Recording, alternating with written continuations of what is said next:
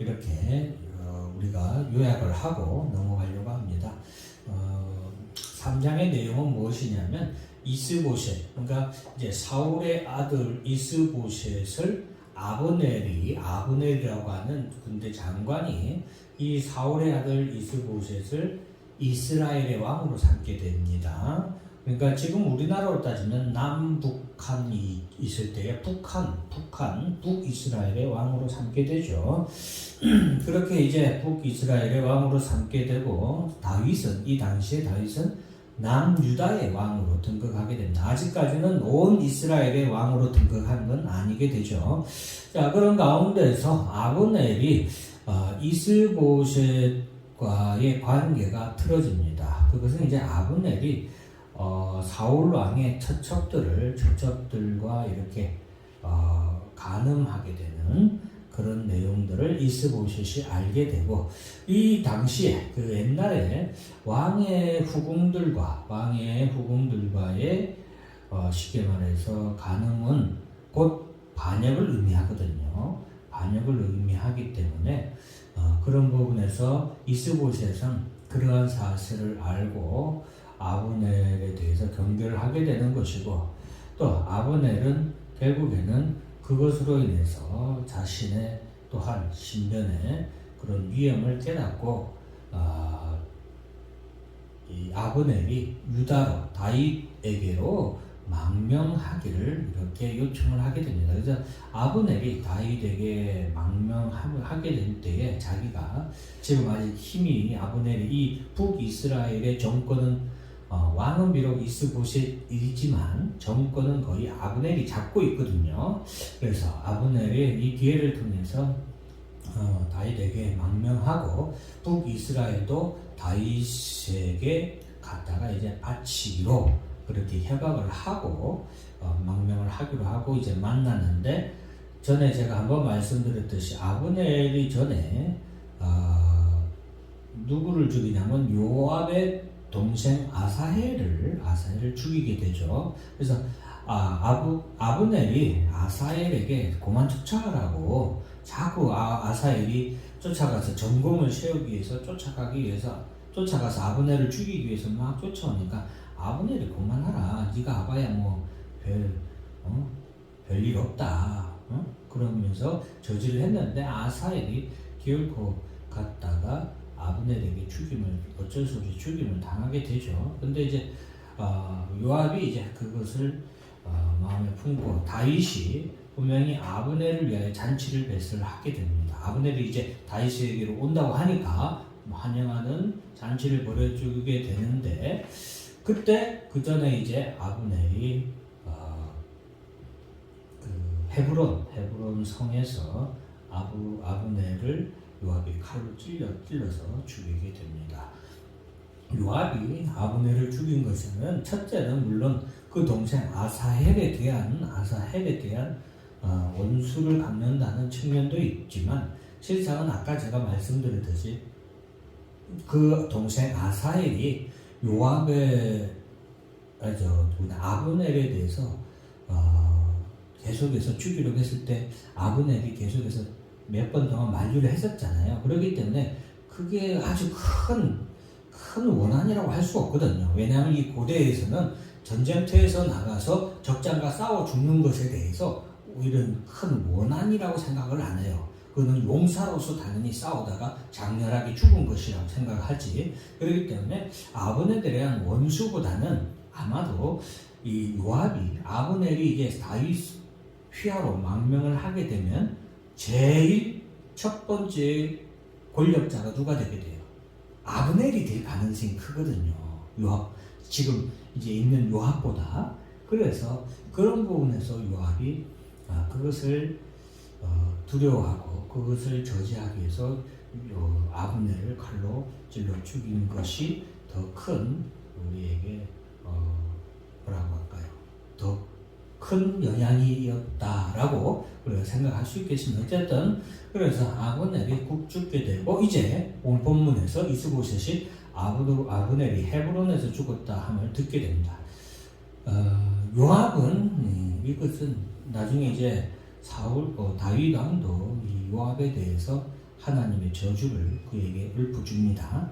이것은 아브넬을 죽인 것은 요압이 아브넬을 죽인 것은 다윗에 대한 충성도 아니고 개인의 사욕을 위해서 죽인 거거든요. 근데 또 문제는 뭐냐면 헤브론이라는 성은 우리가 구약에서 배울 때에 이 헤브론이라는 성은 도피성이었거든요. 도피성에서는 그 누구도 죽일 수 없어요. 도피성에서는 아무리 죄인이라도 도피성에서는 죽이지 않거든요. 그래서 아브넬이 도피성에서 만나자고 한 거예요. 도피성에서. 그런데 이 요압은 그것을 하나님의 법을 무시하고 도피성에서 아브넬을 죽여버린 거거든요. 그래서 결국에는 그 마음에 하나님이 없는 자는 자신의 사리사욕으로 인하여서 하나님의 법을 저버리고 결국에는 하나님 앞에서 범죄하게 된다라는 사실을 오늘 본문을 통하여서 우리가 알아야 됩니다.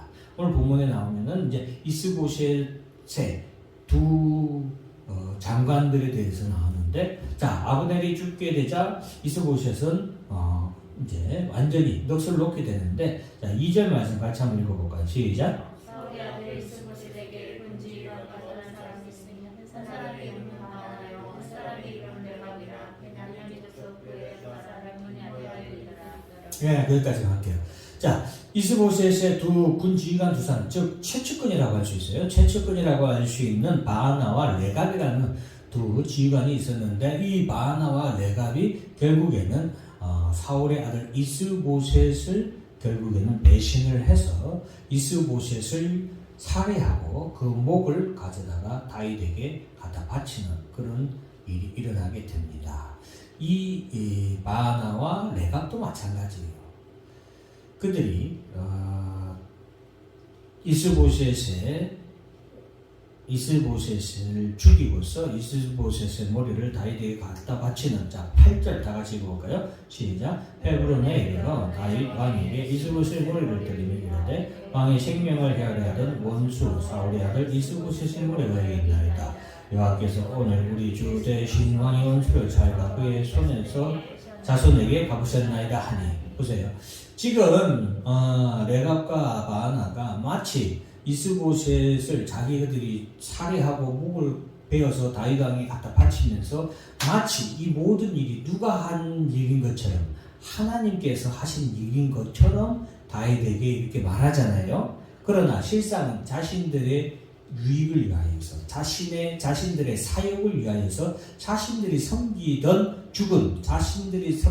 왕을 갖다가 그들이 살해해서 다윗에게 이렇게 잘 보이려고 한 거잖아요. 그래서 다윗도 이것에 대해서 분명하게 짚고 넘어가죠. 그래서 이렇게 하나님의 이름을 위한다라는 핑계로 자신의 사역을 채우는 자들에 대한 하나님의 심판이 반드시 있다라는 것을 기억해야 됩니다. 오늘 이 본문의 말씀을 통해서 우리도 오늘날도 마찬가지예요. 교회 내에서 마치 교회를 위한답시고 마치 성도들을 위하고 목사님을 위한다는 듯이, 하나님의 영광을 위한다는 듯이 그 핑계로 자신의 사욕을 챙기려고 하는 자들이 얼마나 또한 교회 내에 우리가 많은지 모릅니다. 그래서 그러한 것도 우리가 다 일일이 알 수 없죠. 목사도 다 그런 것들을 볼 수 없죠. 그러나 분명한 것은 하나님은 다 알고 계시고 다 보고 계신다. 그리고 그러한 것에 대해서 하나님께서 반드시 심판하신다는 것을 우리가 알아야 되겠습니다. 그래서 이 바나와 레갑, 그리고 나중에 이제 요압도 마찬가지고 하나님의 이름을 망령되이 일컫는 이러한 행위들은 하나님께서 반드시 심판하신다는 것을 깨닫고 깨달아야 되겠습니다. 자, 그리고 이제 우리가 이스보셋은 이렇게 죽게 되고 결국에는 온 이스라엘의 왕권은 누구에게로 넘어갑니까? 다윗에게로 넘어가게 되죠. 이것이 이제 하나님께서 여러분들이 이런 성경을 읽으면서 우리가 알아야 되는 것은 무엇이냐면은, 보세요. 아브넬이 사울 왕의 후궁들과 강간을 하게 되고 통간을 하게 되고, 이를 통해서 이스보셋 어떻게 보면 이제 북이스라엘 왕이죠. 이스보셋과 아브넬 사이에 이런 반목이 생기고 그것으로 인해서 아브넬이 이스라엘 다윗 왕에게 망명을 요청하고 그 가운데서 요압에게 죽고 또 이스보셋의 두 지휘관이 이스보셋을 배반해서 그를 죽이고 하는 이런 모든 것들이 마치 그냥 우리가 역사 가운데에서 일어나는 한 나라에서 일어나는 정치적인 암투로 생각할 수 있지만 이 모든 것이 누구의 뜻이라는 거예요. 하나님의 뜻대로 이루어지가는 역사 속에 있다는 거예요. 하나님은 당신의 역사를 이루는 데 있어서 의인만 사용하는 것이 아니에요. 누구도 사용합니까? 악인도 사용하신다. 악인을 그 악한 대로 사용하시는 것이 하나님이세요. 악한 자의 악한 계획을 하나님이 그 뜻을 이루는데 사용하시기도 하는 거예요. 그러나 우리 그리스도인들은 하나님의 택함받은 성도들은 악한 자의 뜻대로 우리가 쓰임받는 것이 아니라 우리는 하나님의 뜻대로 선한 도구로 쓰임을 받아야 되지 않겠습니까? 그렇죠? 그것이 바로 오늘날 우리가 하나님 말씀을 통해서 우리가 배우고 그 배운 것을 통해서 우리가 오늘날 어떻게 살아야 할 것인가를 깨달아야 되는 것입니다. 다윗과 다윗의 용사들 600명의 용사들을 기억하십시오. 그들은 하나님께서 누구에게 기름을 부었다라는 것을 알았습니까? 다윗에게 기름을 부었다는 것을 알았죠. 그래서 그들은 다윗을 쫓아다니고 다윗을 호위하고 다윗을 위해서 험한 일을 겪고 고난을 당하는 것, 그것이 비록 그 당시에는 너무나도 험하고 너무나도 어렵고 먼 길이고 고난의 길이고 정말 목숨과 내 가족의 목숨까지도 다 걸어야 되는 그런 일임에도 불구하고 그것이 누구의 뜻입니까? 하나님의 뜻이니까 그것을 이루기 위하여서 그들이 다윗을 끝까지 다윗을 위해서 충성한 사람들이었죠. 그래서 결국에는 하나님의 생명책에 그들의 이름이 함께 기록되잖아요. 반면에 오늘 나오는 이스보셋과 그리고 아브넬 그리고 레갑과 바나 이런 사람들을 한번 보세요. 요압 이런 사람들은 하나님의 뜻을 온전히 알고 그 뜻을 이루기 위해서 선하게 쓰임받는 사람이 아니라 자기의 사욕, 자기의 욕심을 이루기 위해서 움직이는 사람들이죠.